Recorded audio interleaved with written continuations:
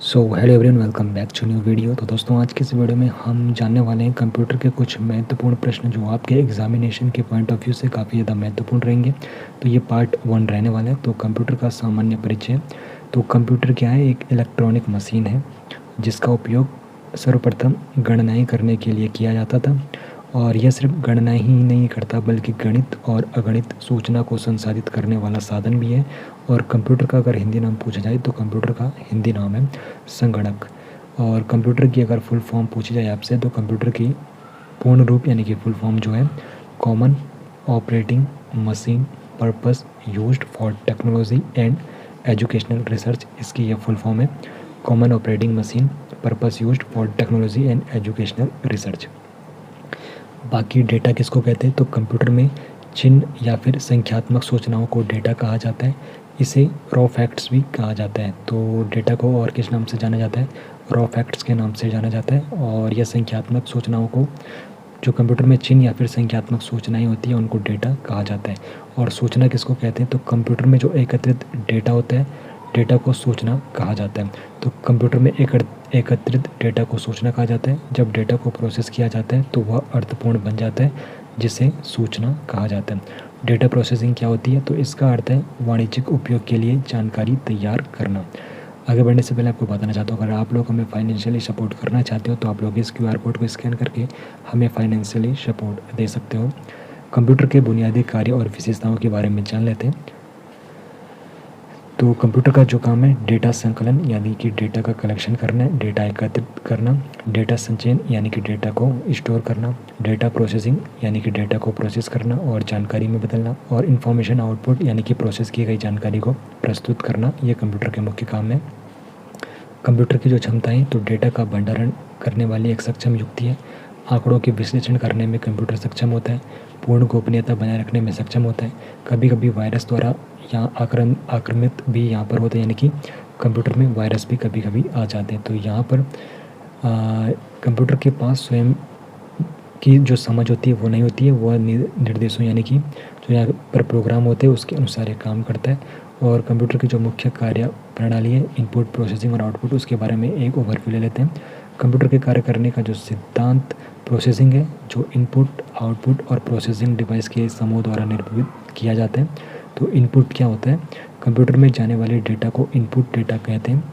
यह शब्द आवाज़, इमेजेस और ऐसे कार्यों को संदर्भित करता है जिन्हें लोग सिस्टम यूनिट के लिए प्रोसेस करने वाले प्रारूप में समझते हैं। प्रोसेसिंग क्या होती है? इनपुट का आउटपुट में रूपांतरण CPU के माध्यम से किया जाता है। उस वक्त को जो समय लगता है उसे प्रोसेसिंग कहते हैं। और आउटपुट क्या होता है? कंप्यूटर द्वारा प्रोड्यूस किया गया परिणाम आउटपुट कहलाता है। और यह वह डेटा या फिर जानकारी है जो प्रोसेसर यूज़र को देता है। और केंद्रीय प्रसंस्करण इकाई, जिसको CPU कहते हैं, तो इसकी फुल फॉर्म क्या है CPU की? सेंट्रल प्रोसेसिंग यूनिट, जो कंप्यूटर का एक मस्तिष्क या फिर दिमाग आप लोग इसको कह सकते हो। मुख्यतः एक प्रकार की चिप होती है।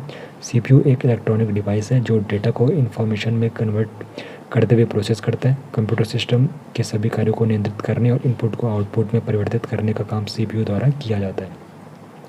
यह इनपुट और आउटपुट यूनिट के बीच की एक कड़ी होती है। और CPU के जो मुख्य घटक है, CPU के मुख्य रूप से 3 घटक होते हैं। एक है ALU यानी कि अर्थमेटिक लॉजिक यूनिट, और इसकी जो फुल फॉर्म है ALU की अर्थमेटिक लॉजिक यूनिट है। इसका जो कार्य है CPU के अंतर्गत अंकगणितीय तथा तार्किक, जिसमें जोड़, घटाव, गुणा, भाग, तुलनात्मक कार्य, ये सभी कार्य ALU के द्वारा किए जाते हैं। कंपेयर करना ALU का एक अर्थमेटिक फंक्शन है। CU क्या होता है? Control unit. तो यह CPU का वह भाग होता है जो अन्य सभी कंप्यूटर कंपोनेंट्स की गतिविधियों को कोऑर्डिनेट करता है। यह कंप्यूटर के सारे कार्यों को नियंत्रित करता है, जैसे इनपुट, आउटपुट, प्रोसेसर आदि के बीच तालमेल बिठाता है। और यह इनपुट तथा आउटपुट डिवाइसेस को कंट्रोल करता है, डेटा को तत्काल रूप में सहयोग करता है और निर्देशों को पढ़कर आदेश देता है। और इसमें जो तीसरा भाग होता है मेमोरी यूनिट, तो यह डेटा तथा इंस्ट्रक्शन को अस्थायी या फिर स्थायी रूप से संग्रहित करने का काम करती है। अब इसके प्रकार भी देख लेते हैं। प्राइमरी मेमोरी, तो जब कंप्यूटर काम कर रहा होता है रनिंग कंडीशन में, तो डेटा या फिर इंस्ट्रक्शन प्राइमरी मेमोरी में होती है। और सेकेंडरी मेमोरी क्या होती है? तो इसका प्रयोग बाद में प्रयोग होने वाले डेटा और निर्देशों को संग्रहित करने के लिए किया जाता है। CPU के जो कार्य होते हैं, प्रोग्राम को अमल करना, डेटा की जानकारी को प्रोसेस करना, तार्किक एवं गणितीय परिकलन करना, दो राशियों के मानों की तुलना करना, कृत्रिम स्मृति में वांछित डेटा की खोज करना और वीडियो और कीबोर्ड के बीच संपर्क स्थापित करना, ये CPU के काम होते हैं। इनपुट और आउटपुट जो डिवाइसेस है उनके बारे में भी जान लेते हैं। तो इनपुट डिवाइसेस जो है वे उपकरण जो कंप्यूटर को डेटा या फिर निर्देश देने का काम करती है। ये उपयोगकर्ता द्वारा दी गई जानकारी को कंप्यूटर समझने योग्य प्रारूप में अनुवादित करता है। जैसे यहाँ पे इनपुट डिवाइसेस है keyboard, mouse, joystick, scanner, light pen, touch screener, OMR और माइक्रोफोन, स्पीच रिकॉग्निशन सिस्टम। तो ये सब इनपुट डिवाइसेस हैं। और आउटपुट डिवाइसेस क्या होते हैं? वे उपकरण जो प्रोसेसिंग के बाद CPU से डाटा लेकर उसे यूज़र को समझने योग्य बनाते हैं और यानी परिणाम ये देते हैं। उदाहरण हो गया मॉनिटर हो गया, प्रिंटर हो गया, प्लॉटर हो गया, स्पीकर हो गया, स्क्रीन इमेज हो गया, प्रोजेक्टर हो गया। ये सब आउटपुट डिवाइसेस हैं। और अन्य महत्वपूर्ण अवधारणा है तो इसमें ATM भी होता है, ऑटोमेटिक टेलर मशीन जिसको कहते हैं, या बिना स्टाफ से नकदी देने वाला होता है। तो ATM के बारे में आप लोगों ने सुना होगा, ATM मशीन। तो इसकी फुल फॉर्म क्या होती है? Automatic teller machine. और DP की फुल फॉर्म क्या होती है? तो DP की फुल फॉर्म यहाँ पर आपको मुझे बतानी है, इलेक्ट्रॉनिक डेटा प्रोसेसिंग। तो यहाँ पर DP की फुल फॉर्म आप लोगों को कमेंट में बतानी है।